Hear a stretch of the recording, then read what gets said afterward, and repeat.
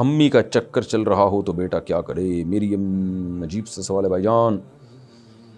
भाई देखो, अगर वालदा का खुदा न ख्वास्ता किरदार सही ना हो तो बेटे को चाहिए मोहब्बत से अपनी माँ को समझाए और उसको माँ को ये भी बता दे कि मैं वालिद साहब को बता दूंगा। एकदम ना बता दे, राज फाश ना करे, पहले मोहलत दे माँ को, 2-3 दफ़ा मोहलत दे के आप कि ने अगर ये बुराई नहीं छोड़ी तो मैं वालिद को बताऊंगा। क्योंकि अगर नहीं पता चलेगा वालिद को तो ये बुराई में फिर वालदा आगे बढ़ती चली जाएंगी। तो अचानक ना बता दे, किसी का राज फाश करना जायज़ नहीं और माँ बाप का तो बड़ा हक़ है, उनकी बुराइयों पे तो वैसे भी पर्दा डालना चाहिए।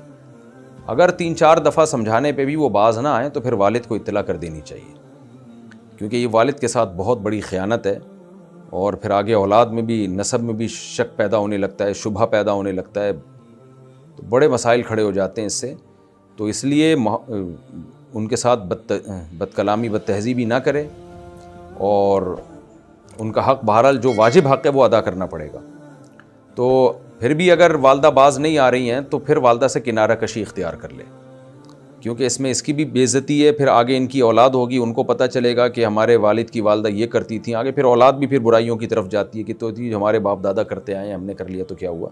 तो फिर ऐसी सूरत में वालदा से किनारा कशी इख्तियार कर ले, बस उनकी ज़रूरी हाजात को पूरा करता रहे और बहुत ज़्यादा क्लोज़ ना उनसे, क्योंकि फिर उस बुराई के असरात फिर ख़ानदान में जाते हैं और आगे बड़े मसाइल खड़े होते हैं।